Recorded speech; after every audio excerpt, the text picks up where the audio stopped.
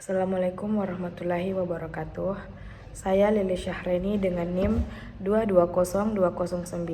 2202095021112 dari kelas PTIKF dengan mata kuliah Elektronika Digital dan Analog.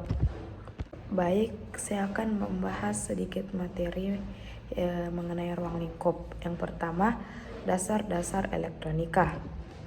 Elektronika merupakan ilmu yang mempelajari alat listrik arus lemah yang dioperasikan dengan cara mengontrol aliran elektron atau partikel bermuatan listrik dalam satu alat dan bahan seperti peralatan elektronik, komputer, termokopel, semikonduktor, dan lain sebagainya. Ilmu yang mempelajari alat-alat seperti ini merupakan cabang dari ilmu fisika. Sementara itu, bentuk desain dan pembuatan sirkuit elektroniknya merupakan bagian dari teknik elektro, teknik komputer, dan ilmu teknik elektronika dan instrumentasi. Adapun alat-alat yang menggunakan dasar kerja elektronika yang disebut sebagai peralatan elektronika atau electronic device. Contohnya seperti tabung sinar katot atau cathode ray tube, ada radio, TV, perekam kaset video atau VCR, perekam VCD, perekam DVD, kamera video, kamera digital, komputer pribadi desktop, komputer laptop, PDA atau asisten digital pribadi atau personal digital assistant. Adapun sejarah perkembangan elektronika. Menurut Thomas Edison tahun 1883, sebuah elektron dapat berpindah dari sebuah konduktor ke konduktor lainnya melewati ruang hampa. Selain itu, pada tahun 1896 dan 1901, aplikasi tabung elektron pertama di dunia yang diterapkan dalam bidang komunikasi radio, mengembangkan telegraf tanpa kabel atau wireless telegraph pada tahun 1896 dan komunikasi radio jarak jauh pada tahun 1901. Pada tahun 1947, transistor ditemukan oleh tim insinyur dari Bell Laboratories. Fungsi transistor ini seperti tabung hampa udara, tetapi memiliki ukuran yang lebih kecil, lebih ringan, konsumsi daya lebih kecil dan lebih kuat, dan lebih murah untuk diproduksi dengan adanya kombinasi penghubung metalnya dan bahan semikonduktor. Konsep sirkuit terintegrasi diusulkan pada tahun 1952 oleh Geoffrey W. A. Domer, yaitu seorang ahli elektronika yang berkebangsaan Inggris dengan Royal Radar Establishment-nya. Pada tahun 1961, sirkuit terintegrasi menjadi produksi massal oleh sejumlah perusahaan dan desain peralatan berubah secara cepat dan dalam beberapa arah penggunaan yang berbeda untuk mengadaptasi perkembangan teknologi dan kebutuhan pengguna perangkat elektronik. Jika kita amati perkembangan elektronika dari sejak kelahirannya sampai sekarang, maka nampak bahwa perkembangan tersebut menuju miniaturisasi komponen. Bahkan dewasa ini telah ditemukan one chip mikrokomputer atau mikrokomputer dalam satu chip. Komponen baru ini terdiri atas mikroprosesor, memori baca tulis, memori baca, dan unit input-output yang seluruhnya terletak dalam satu chip. Selain itu, perkembangan terus menuju ke arah peningkatan kemampuan dan inteligensi. Selanjutnya ada bidang-bidang elektronika. Yang pertama, bidang instrumentasi dan kontrol. Nah, bidang ini berkecimpung pada peralatan seperti pengembangan alat ukur elektronik, instrumentasi, penelitian, dan alat pemroses data. Yang kedua, bidang telekomunikasi. Nah, bidang ini berkecimpung pada alih informasi atau jarak jauh, baik menggunakan kabel maupun tidak. Selanjutnya, bidang elektronika konsumer.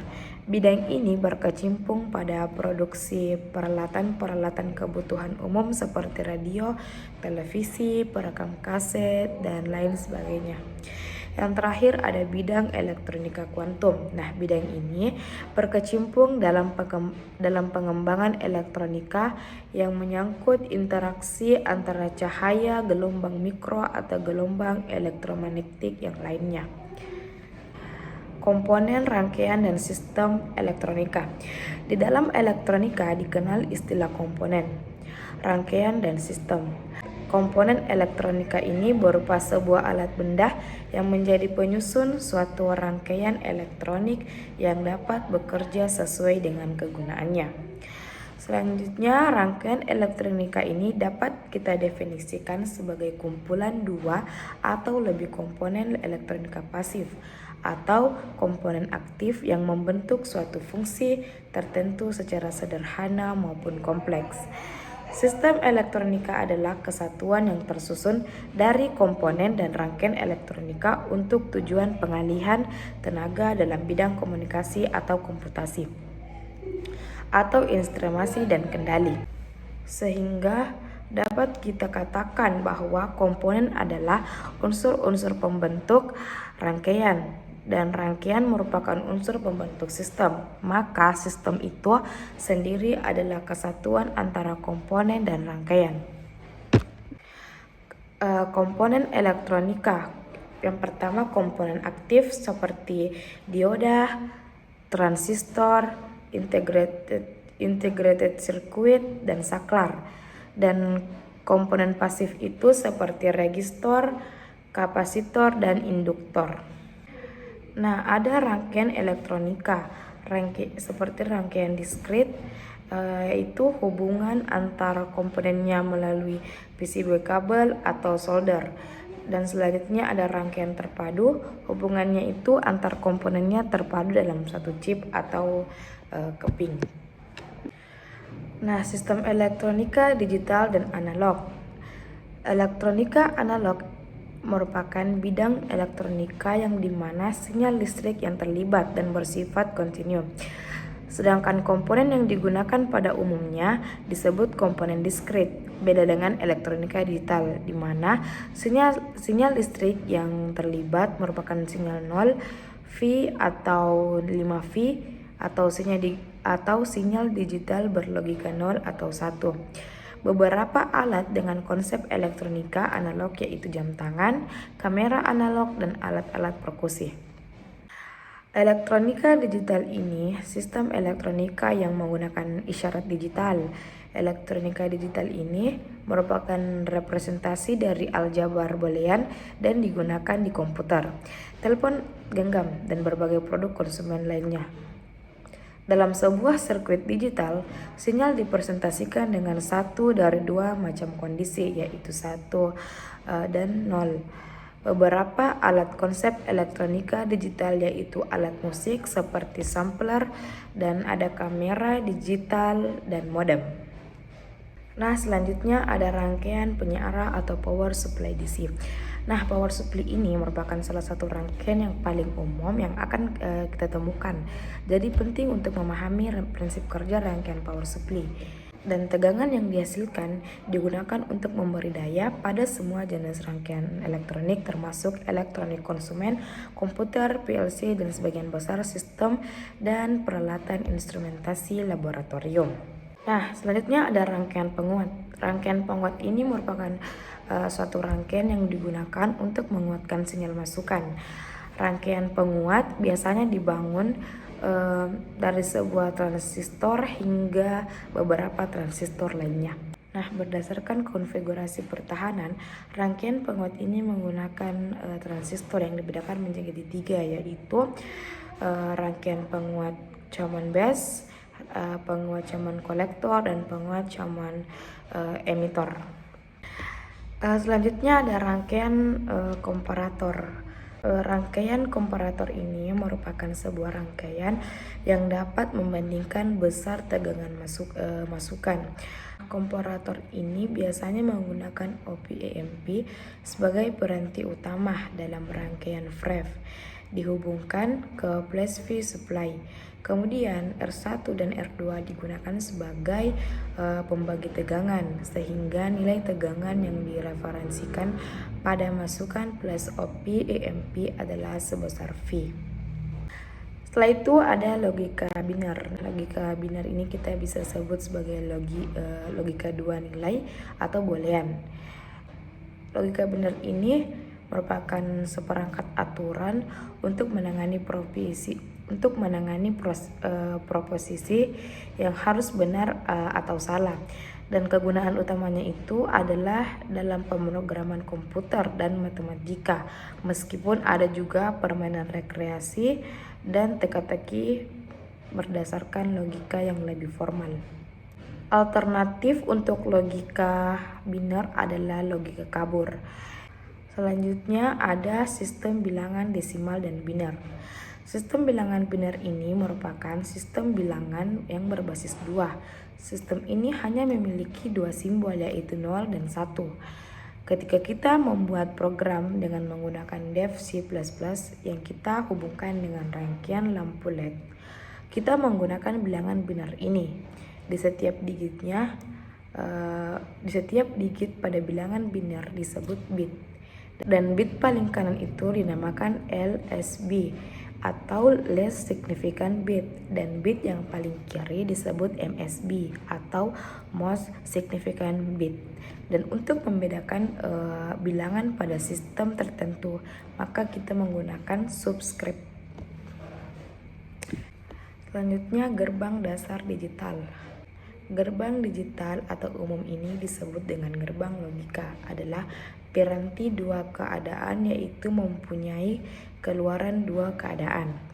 Keluaran dengan 0 volt yang menyatakan logika 0 atau rendah, dan keluaran dengan tegangan tetap yang menyatakan logika 1 atau tinggi. Ada beberapa macam-macam gerbang logika. Yang pertama, gerbang N. Gerbang N ini mempunyai 2 atau lebih masukan dan hanya mempunyai 1 keluaran. Gerbang N ini akan mengeluarkan nilai 1 jika semua masukan bernilai 1. Jika salah satu masukan atau semua masukan bernilai 0, maka outputnya 0. Yang kedua ada gerbang OR. Gerbang OR ini mempunyai 2 atau lebih masukan dan hanya memiliki 1 keluaran. Gerbang OR akan mengeluarkan nilai 0 jika masukan bernilai 0. Dan jika salah satu masukan atau semua masukan bernilai 1, maka outputnya bernilai 1. Yang ketiga ada gerbang NOT. Gerbang NOT ini hanya memiliki 1 masukan dan 1 keluaran. Apabila kita menghasilkan nilai 1, maka yang harus diinput adalah nilai 0. Begitu juga sebaliknya. Yang keempat ada gerbang NAND. Gerbang NAND ini memiliki 2 atau lebih masukan dan 1 keluaran. NAND ini adalah kepanjangan dari not N, yang berarti kebalikan dari N.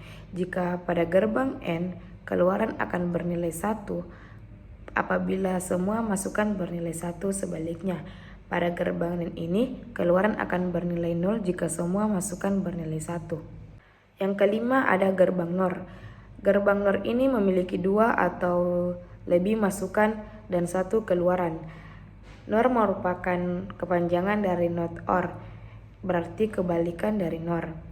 Jika pada gerbang NOR, keluaran akan bernilai 0 jika semua masukan bernilai 0, maka sebaliknya pada gerbang NOR. Jika semua keluaran bernilai 0, maka keluaran akan bernilai 1. Yang keenam ada gerbang XOR. XOR ini kepanjangan dari exclusive OR. Gerbang XOR ini memiliki 2 atau lebih masukan dan 1 keluaran. Gerbang XOR akan mengeluarkan nilai 1 apabila semua masukan berbeda. Dan yang terakhir ada gerbang XNOR. XNOR ini kepanjangan dari exclusive NOR. Gerbang XNOR ini adalah kebalikan dari gerbang XOR, di mana keluaran akan bernilai 1 apabila semua masukan bernilai sama. Nah, gerbang-gerbang logika yang khususnya dipakai di dalam sistem digital itu dibuat dalam bentuk IC atau integrated circuit, yang terdiri atas transistor, diode, dan komponen-komponen lainnya.